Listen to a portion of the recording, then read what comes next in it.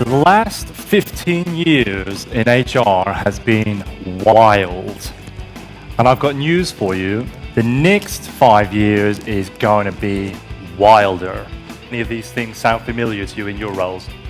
We are argument solvers, benefits experts, a shoulder to cry on.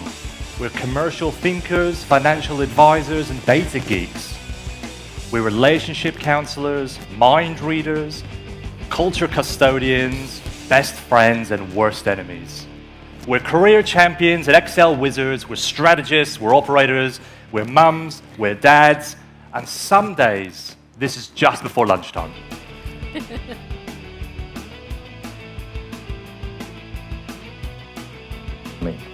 Does it tell me that well-being is a one-size-fits-all? Absolutely not. What it says to me, if we want to really bring to life that holistic term, then well-being means so many different things to our people.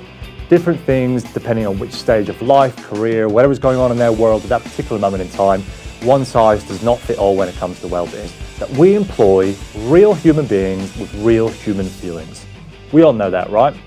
Sometimes we might be in an organization and we have some fusty old business leaders that perhaps don't see that. They're paid to do a job. They'll do their job. We don't need to care about them as a human being. If they don't like it, they can leave.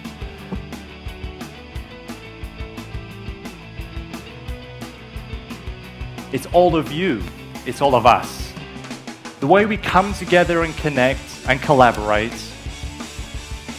This community, our community, there is no other profession in the world that manages to expertly blend a deep care of human beings that work in our business with the commercial performance of the business itself.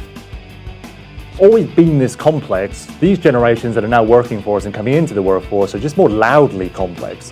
They're more willing to tell you how they're feeling and what they don't like and what they want to do and not want to do. And I can tell by some of the laughter, you've probably got some of that either going on either in your families or in your workplace already. And we haven't even talked about the alpha generation, which is kind of the next sort of 10 years coming into the workspace as well. So as we continue to evolve, different needs.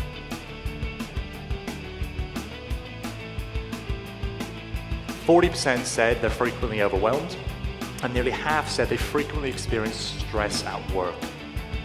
Wow, that's a lot of people feeling a certain type of way, right? And our role as professionals, HR professionals and business leaders is to try and do something about that. I am very, very cognizant that quite often this human-centered stuff, particularly in commercial organizations, gets shoved down the priority list somewhere, right? So it's our job to try and keep it front of mind and important on everyone's urgent list. In fact, can we get the lights up for a second? I want you to turn to the person next to you, and I want you just to tell them how much you appreciate them. And if you're feeling really loving, give them a hug. A lot. I appreciate you, and you, and you, and you.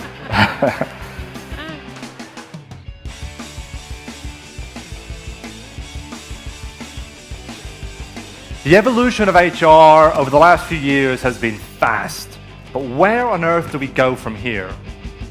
Has best practice HR taken us as far as best practice can? Is it even best practice anymore?